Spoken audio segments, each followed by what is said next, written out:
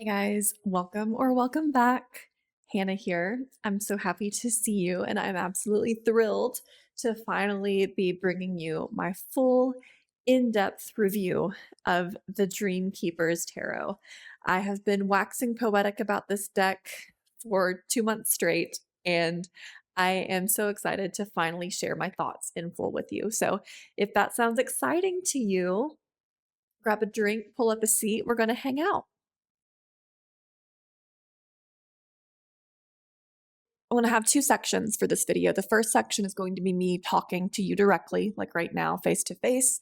We're going to talk about the publication history, author intent versus how I use it, the kind of readings that I like to use it for, the personality of the deck, all that good stuff.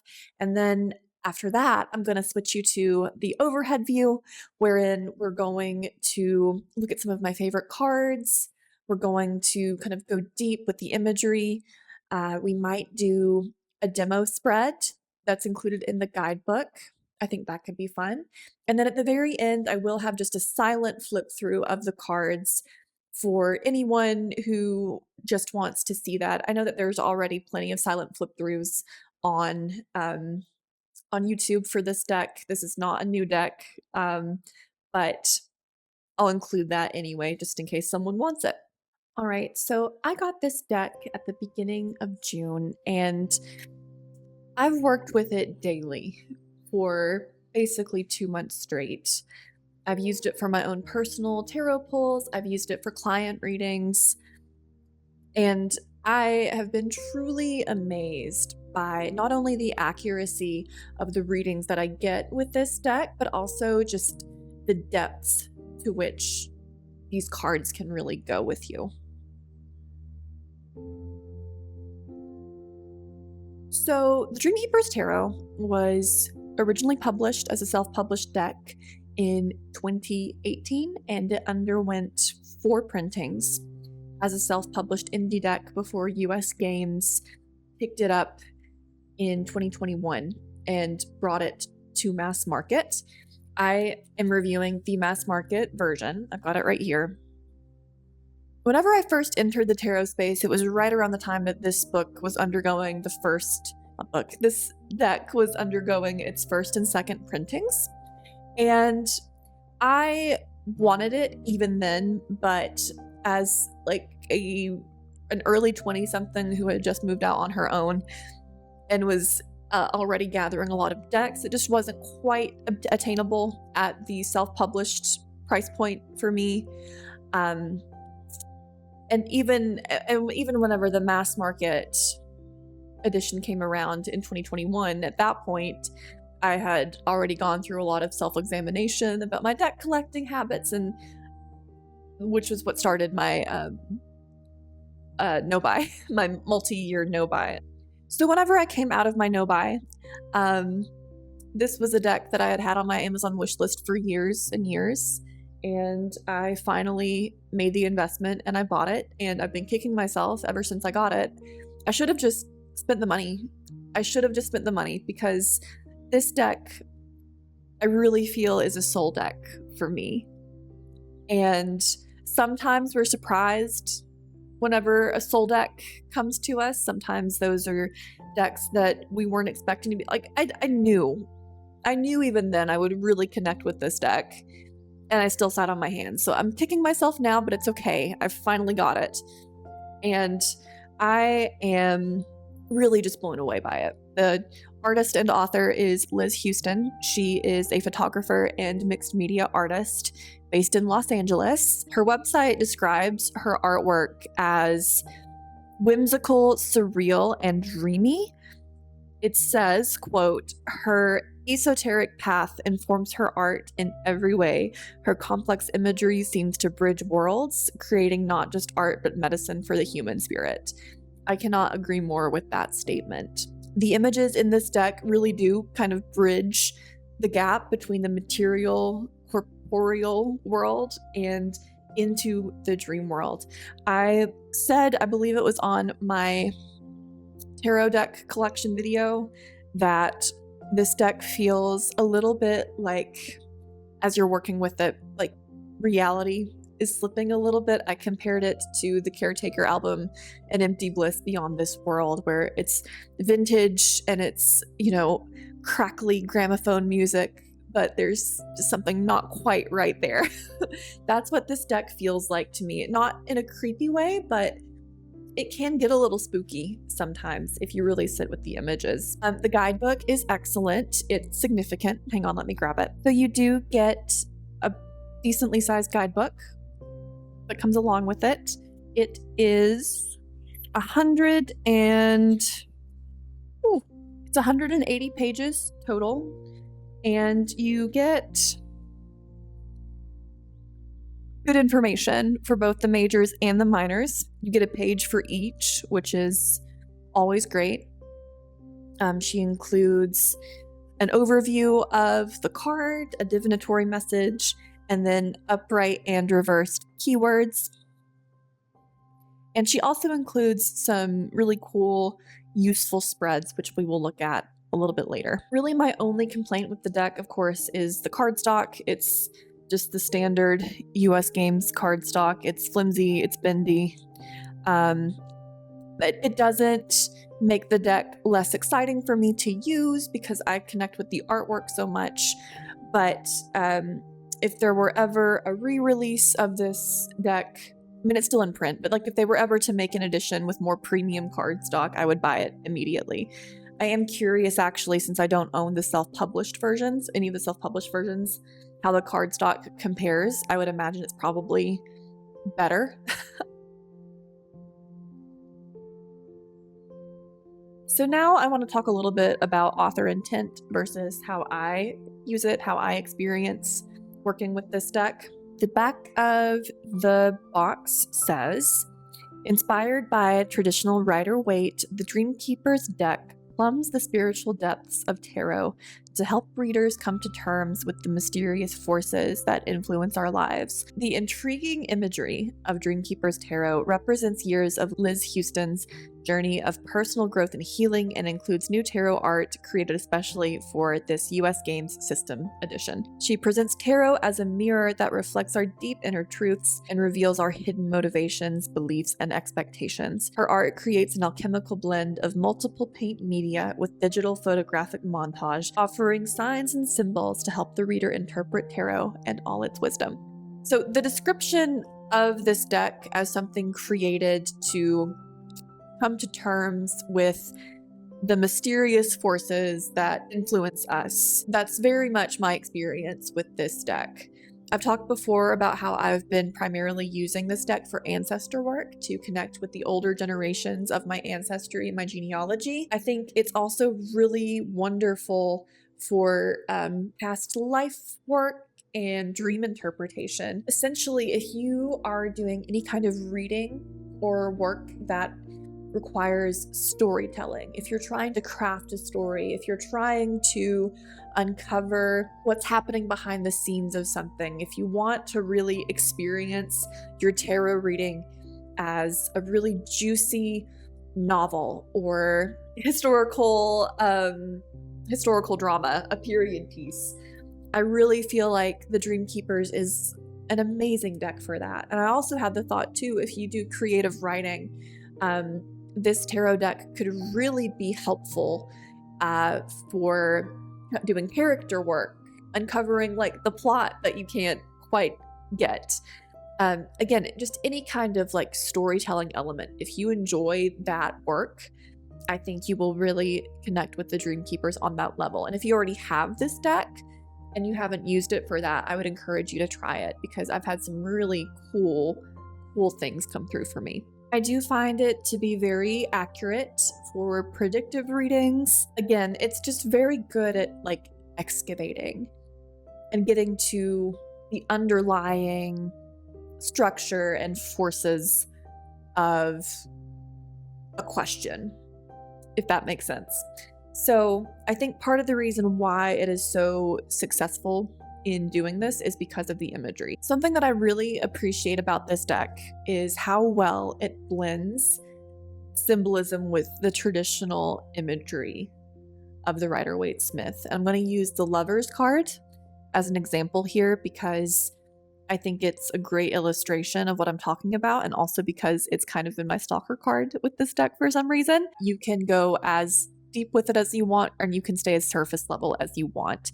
So you can pull the Lovers and you can think immediately, okay, so some kind of romantic connection, or maybe a soulmate connection if you read the Lovers that way, or some kind of choice. And you can read it that way and it would be accurate, right? But like if you look closer, you start to see so many other things happening. It's just so layered. So you can see the man and the woman here, they're wearing masks. They're like not even people, like they're like disembodied. There are birds wearing the masks. There's something about that to me, I interpret as like together but apart almost. You know, there's like the mask element speaks to some kind of something that is being unsaid, or something that's not quite right. And you look at what they're wearing. The man's a house of cards, and the woman, her dress is opening up to reveal these 3 statues in the moon phases, and it's like he's a house of cards and she contains these like the feminine, divine feminine mysteries within her. There's just a lot that you can glean from that. It becomes so much more than just the Lovers card if you want to go deep with that. And it doesn't demand that you go deep with it. You can go as deep as you want. Again, it's an option. The layers I find are optional if you want to read them that way. I think that layered aspect is what makes this deck so good for uncovering and excavated like the really deeply rooted subconscious stuff. And because of that, I think it's very good in just general predictive readings. It's because it's so good at like excavating the true intent behind a client's question, right? Like that's something as tarot readers that we very often have to do, right? Like a client may ask one thing, but a lot of times there's just so much other shit underlying the question itself, right? And the Dreamkeepers is really good at bringing that forward. I do find, I love this deck too, because I find that you don't really have to pull a lot of cards to clarify. It's kind of like a self-cleaning oven in that it's self-clarifying, which sounds weird, but stick with me, okay? I do a lot of pre-recorded readings just because that's the most accessible way for me to read for people. And obviously you're not getting like feedback face to face, so that's an element that can be difficult. But this deck works really well for it because say you pull the 7 of Swords, right? But then you look more deeply at the card itself and the layers clarify for you. That's what I mean by it's self-clarifying.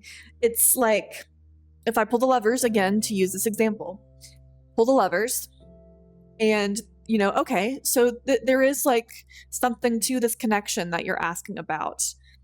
But if you look deeper, again, like there's something with communication that's happening here that's not quite right, you know? I think like just the layered aspect of it really helps me when I read to uncover again what's really going on. And it's also really great. You would think that this kind of deck, as you pull more cards, would become more and more confusing, and I don't find that to be the case at all. For me, the more cards I pull, it just expands the story and expands the world that I'm creating for my client and for myself. By the end of a reading, if I've pulled multiple cards, I feel like I haven't lost the plot at all. Instead, I wrote a novel, basically. I've told a really good story. So like I've said, it's incredible for ancestor work. It's incredible for dream work. I just kicked the table. If you enjoy communicating with spirit, with deity, guides through tarot, I think this is a wonderful deck, a wonderful conduit for that. And if you're just using it for just general like self-development, growth, meditation, that kind of thing, I think you'll also be very happy with it. In terms of the deck's personality, I find that it's kind of neutral and it's truthful, but it's a storyteller. It's not judgmental and it's not overly like sassy. It's not going to like hit you over the head with the truth, but it's not going to let you run away from it either. I do feel like whenever you work with this deck, it's like you're going to visit an elegant, middle-aged Victorian lady for tea in her greenhouse. And the greenhouse has all sorts of like exotic plants and maybe like a huge, gigantic Venus flytrap in the corner. She is not married by choice. By choice. She's not like reclusive either. She's social. She has visitors come by all the time and she's a very gracious host. But if you come to visit her, you're going to see her for her wisdom. You're coming to see her because you need to be listened to and attended to, and she's happy to do that. Again, she's very gracious, she's attentive, but she's not going to flatter you. She's going to pour the tea. She's going to listen to your problems. She's going to tell you what she sees and how she sees it, and she's going to be very plain about it. She might tell you something uncomfortable about your situation, but she's not going to be judgmental about it. This deck is the kind of lady who has lived enough life to not be shocked by anything. I'll put it that way. But she's also, like I said, she's a storyteller. She will be very chatty with you if the occasion calls for it. She's elegant and mysterious and very perceptive, and she's also very forthcoming about what she knows and how she understands a situation. That's another thing that I love about this deck, is that you don't really have to push hard to get information from it. Even if you come to it with like a half-baked kind of question, or you don't quite know what your question is, this deck is going to respond in a way that is very mature and I'm not going to say grounded because it is the Dreamkeepers Tarot, but it just gets to the matter very easily. And if you have watched any of my deck collection videos, you know that I really appreciate decks like that, as someone who often rambles a lot, as you will see, as you're seeing here. I love it whenever a deck can help me get there. And this is a great one for that. So that is the vibe of the Dreamkeepers Tarot. That is what I think of it personally and how I use it. Let's take a look at some cards, shall we?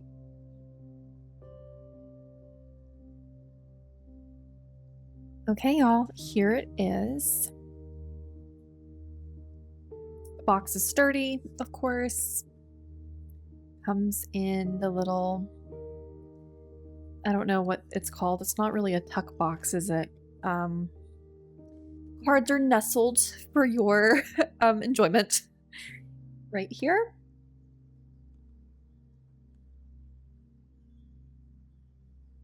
All right, so I thought what we would do together is take a look at some of my favorite cards and then do a demo spread from the guidebook. And then after that, I'll have my silent flip through at the very end. Of course, everything, as always, is time-stamped for you. But I hope you'll stick around for all of it. So,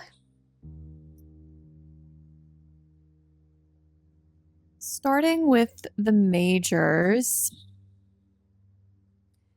I do love this Empress quite a bit. I like that she has this robe of daylight around her. She's wearing it, and then behind her, like radiating out, you have the starry night sky. I think it's interesting because she holds both the light and the day. She has the shadow, not shadow, but the moon intuitive depths, right, of the high priestess inside of her. Well, she's also got these trails of ivy and flowers, grapes kind of wrapping up around her. Sort of like the Queen of Pentacles. Of course, the Queen of Pentacles and the Empress are both Venusian, which is cool. And I haven't noticed this before, but it looks like her little shawl here is dipping into the water, which is interesting. I just think it's a beautiful, beautiful card overall, too. As an Aries, I do have to talk about the Emperor. I think it's his Emperor. This Emperor is fine. He's good. You do see, I believe that might be Mars behind him, or Aries, or whichever version, whether you prefer Greek or Roman, behind him there. And then, of course, the Rams. This one is an example of a more traditional card through Liz's artistic expression. Some of them are very different. So the Hierophant, for instance, is, the three faces. I can't really tell if it's Maiden, Mother, Crone. I think that's what they're going for, though, with the triple goddess. There's a snake wrapped around her staff here. I think it's really cool that the Hierophant is a woman. And the moon, the full moon in the back, is really neat. Okay. Of course, I've already talked about the Lovers, but I have to talk about the Lovers because there's just so much going on in this card. I won't linger since I talked about it earlier, but just the birds and the masks is really fascinating to me, as well as what is hiding in her skirt here. And, again, the man is a house of cards. Let's see, what else? What else? We have the Fates instead of the Wheel. Justice is really interesting with her 4 hands. There's also a lot of repeating motifs. So these butterflies, these golden butterflies, reappear in the 9 of Cups, I think.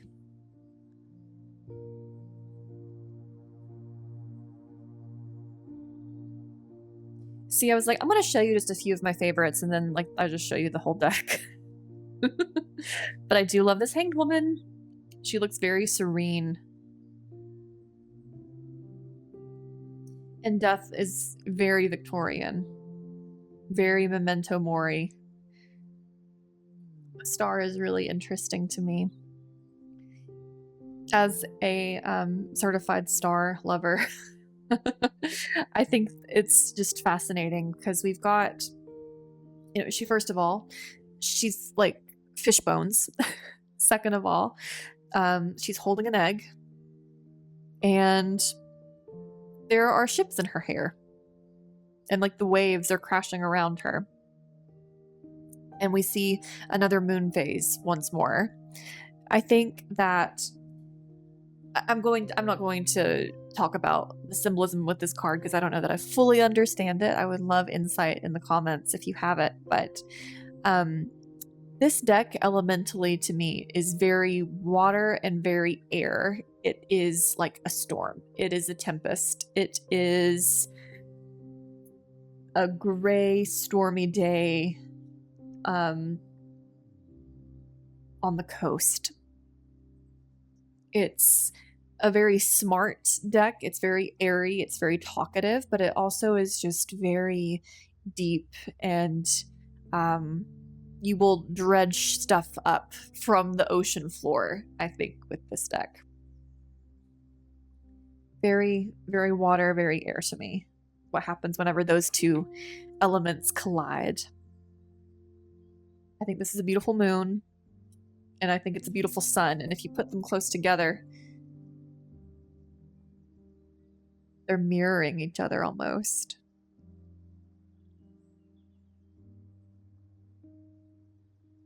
I looked up what this means. Amors et douleurs. I'm sorry, I know I'm not saying that right.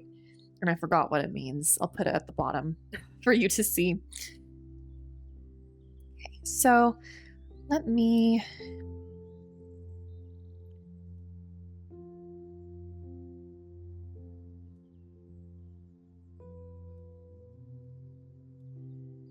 The Six of Wands is really interesting to me. I think she captures the traditional vibe of it very well, while also kind of showing, like, back here, these women almost look a little jealous. And if you look in the original Rider-Waite, there are faces behind her that look very similarly. You know, like, you won, right? But don't be an ass, guys.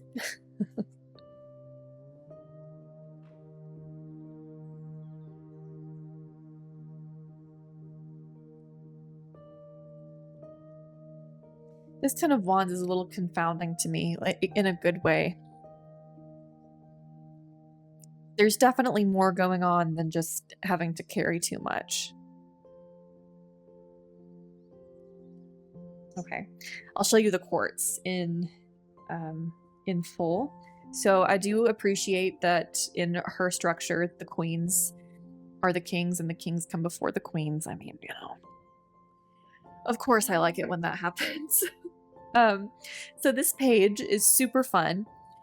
And I think all of the quartz are really fascinating because they're a great example of the symbolism and the depths of it. So, and that thing, like I told you about, how if you look a little closer, you'll see things that maybe you didn't notice before. So the page here has a little turntable. And there's something very Page of Wands about that, right? It's like they've got this new sound, this newfangled sound, and they kind of want the world to hear what they have to say. And I think it also kind of speaks to, like, the creative nature of the wand suit as well. But that's something that I didn't notice the first few times that I pulled the page. Same thing with the Knight here. The Knight, this, like, completely speaks to how the duality of the Knight of Wands, right? So we have this Knight here in his armor, and behind him we've got this man in a tuxedo with his roses, showing, like, the nature of him and who he is, right?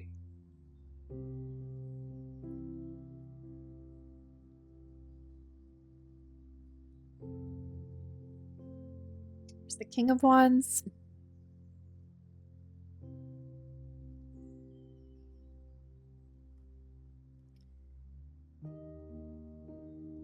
And it's interesting, actually, now that I look at it. So the Page's wand is not on fire. The Knight has a wand, a really big one too. And it's on fire. And the King also has a wand that's on fire, but it doesn't look like he's using it more like a walking stick, and what he's carrying, it's a smaller wand. And it looks like the flame is maybe a little bigger than the Knight's. I don't know if that actually makes a difference, but all that to say, it looks like he's very in control of the flame, right? And then another thing that's really interesting to me is that the Knight is in a chapel of some sort, it looks like, with the stained glass. The King is in the spotlight in a theater show. So again, maybe it's speaking to the creativity of this suit, or it can also kind of speak to the fact that the King of Wands is a little bit of a showman, if you think about it. Now the Queen is kind of giving a little bit Artemis, I think, with the bow. But she doesn't have a flame. There is no representation of a flame anywhere. Perhaps because she carries the flame inside of her. She's also got a mask that she's holding.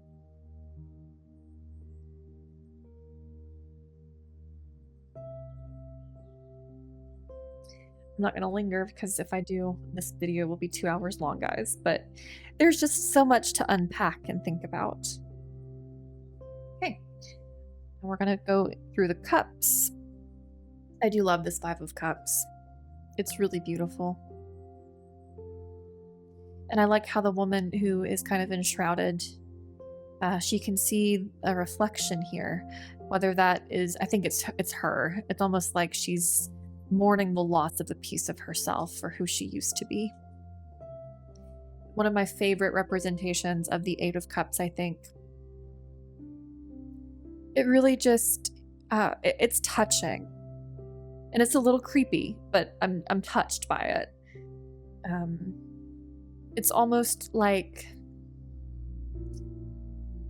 there is grief in the leaving, in the parting, right? But at some point it all kind of just becomes a memory, you know?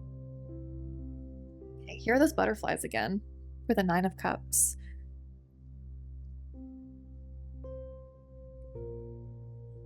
Okay, so here we are with the quartz again.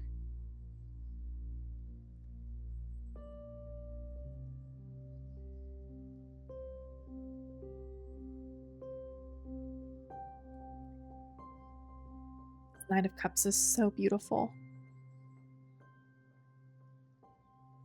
I'm gonna be careful with that candle. I'm gonna set something on fire. And look how there's the full moon. Now, the Queen and the King are really beautiful.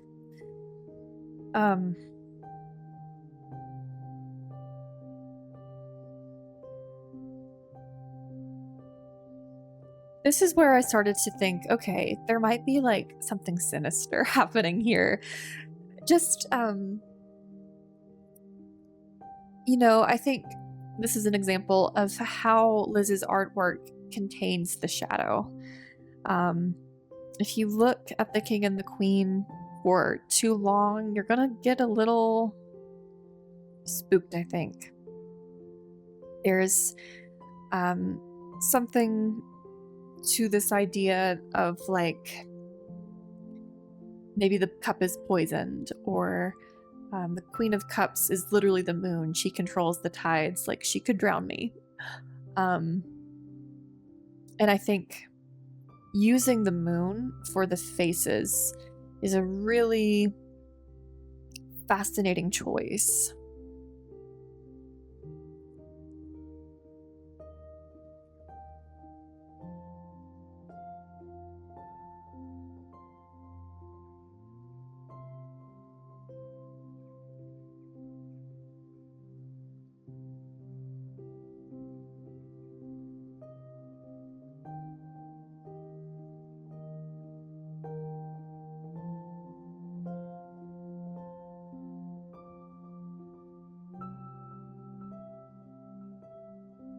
Okay, and the quartz.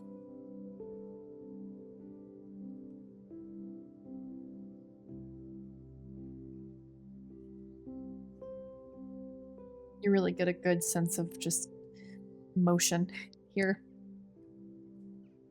Okay, King of Swords. If you look really closely, he's got 4 hands. He's doing all sorts of stuff. He's doing like sleight of hand, almost like a magician, while he's looking straight at you. Very King of Swords. You really get the sense of the courts being in control of their realm. Like, the King of Swords is presented as someone who is to be reckoned with, as are the other kings and queens. And I do appreciate this Queen of Swords. I don't know if this statue is anybody in particular. My first thought was Athena, because she's just very Queen of Swords to me. All right, Pentacles. This is a really fun Two of Pentacles. The Three of Pentacles has been stalking me a little bit lately, and on my collective readings on Instagram, we've been seeing a lot of the Three of Pentacles, so I quite like this representation.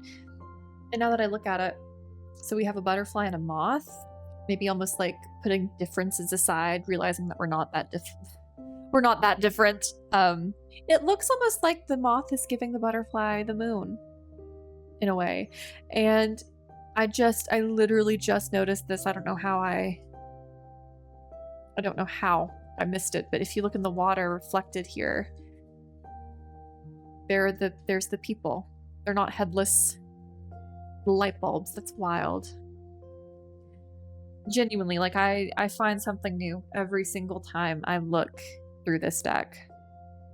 Very beautiful Nine of Pentacles. Okay, and the quartz again.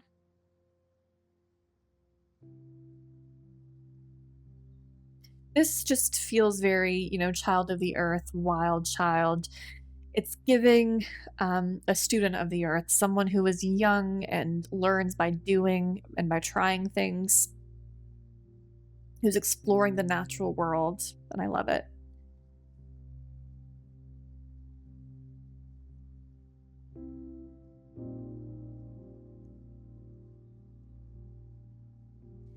King of Pentacles looks like,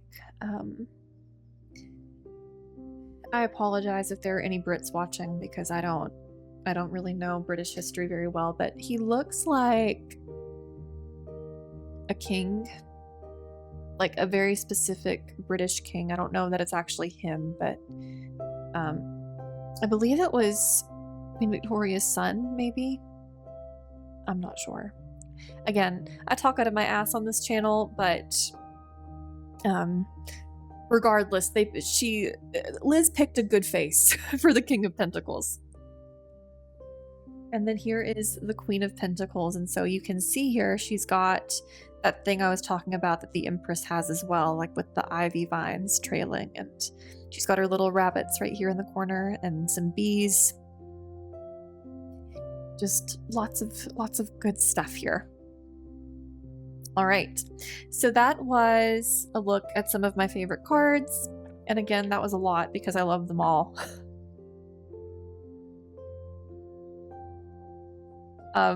Now I am going to demo a spread for you all. I'll demo a couple. The first one that I really enjoy that is in the guidebook is the this or that spread. So it's just a different take on a card of the day pull. You pull 2 cards and you choose whether you want to have a this kind of day or a that kind of day. And I think that is brilliant. I think it puts the agency back in our hands, and I think that that is it's just a good way to practice, is to always remember that you have agency and free will here. Whoops. Okay. So I'm going to pull 2 just for the collective, wherever you may be watching. What kind of day can we choose to have? Okay. So we can either have a Knight of Cups kind of day or a Knight of Wands kind of day. All right. Either way, we're going to be probably wearing our heart on our sleeve. A day for motion and forward movement, either in our emotional space or creative space. If you are going to engage romantically with anybody, be mindful of their feelings, especially if you want to have a Knight of Wands kind of day. Just, you know, leave people in a good place before you gallop off. And then with the Knight of Wands, or not, sorry, the Knight of Cups, it's okay to wear your heart on your sleeve. I just feel like if you need to hear that, it's okay. It's part of what makes you lovable. Okay. So that was the this or that spread.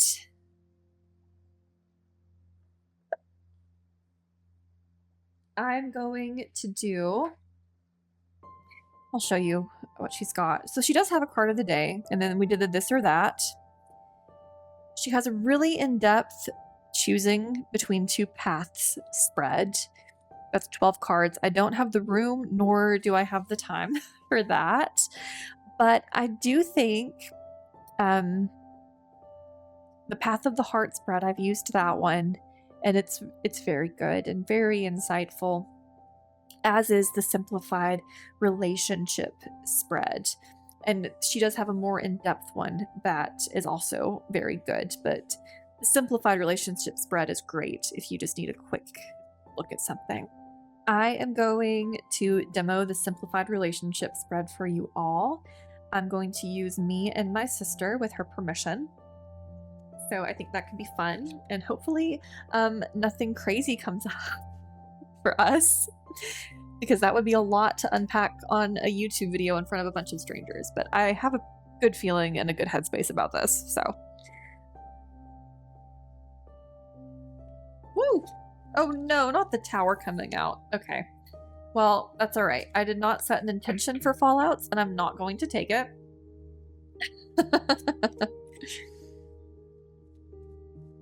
But if it pops up again, then all right. I'm paying attention. 1, 2, 3, 4, 5. We roll with things here. Okay. The card 1 is the overall summary of our relationship as a whole. The Ace of Swords. This is my sister's view of our relationship. The Hanged. Oh, okay. And then card 3 is my view. Card 3 is my view of our relationship. And then card 4 is an obstacle we need to overcome. And then card 5 is what our relationship will teach us about love. Okay. So our relationship as a whole, as the Ace of Swords, I think makes sense. My sister and I have good banter. I think that she is someone who I really admire for speaking their truth, and I think she has, or I have a lot to learn from her in that regard, in being more honest and being more forthright about what I think and what I believe, even if it's hard. My sister is very truthful. She does kind of make me think of the sword suit, actually. She kind of just embodies that suit to me, so that makes sense. My sister might view our relationship right now as kind of a moment of suspension, which kind of makes sense. I've been really, really busy lately. We haven't really had a lot of time, I think, to catch up. And as things are starting to wind down, that's something that I'm going to have to talk to her about. Meanwhile, apparently I'm kind of seeing things through rose-colored glasses a little bit because I think we're great. I think everything's fine with the 9 of Pentacles here. I think I do view our relationship as a very rich and beautiful, like sisterhood. I think that's great, and she might agree with me, but I'm thinking this means that she thinks we probably need to carve out more time together and kind of get things going again. And then an obstacle that we need to overcome, I think that kind of ties in here with the Hanged Man a little bit. I definitely feel like there needs to be more balance. There needs to be more time that we have together. And that's actually something that I need to get better at in general, is whenever I get busy, I tend to really zero in on what I need to take care of. And in the process, I can kind of forget about other people. And that's something that I want to be more intentional about. And then as far as what our relationship can teach us about love, I think that kind of ties in again to what I was saying with our this or that spread, right? So like the Knight of Wands can kind of just gallop in and sweep people off their feet and then leave them behind in his shadow. But on the other side of that, he's incredibly passionate. And whenever he shows up in a healed way, he is just incredibly fun to be around and makes you want to believe in something, and he's passionate. And I think that is what our relationship really be. Like I was saying, I really look up to my sister. She's my younger sister, but I look up to her a lot, and I hope she feels the same way about me. Like, I think our relationship can show us that as our relationship grows, as we get older together, I think the Knight of Wands is a reminder here that sisterly love can be just as passionate and fiery and beautiful as romantic love, obviously in a different way, but with that comes the responsibility of making sure that, you know, you're there for each other. Well, Abigail, thanks for letting me do that. I hope I hope I haven't abandoned you for too long, and I hope you're doing well. All right, guys. Well, I will leave it there. As you can see, the Dreamkeepers is just a really beautiful reader, and I am so happy to have it with me. Like I said, I think it's a soul deck of mine. I can't believe I waited so long to get it. But if you have the Dreamkeepers Tarot and you love it, or if you don't love it, I am equally interested in hearing about your experiences with it. Let me know in the comments, and I will see you in the next one, guys. Thank you so much. Bye-bye.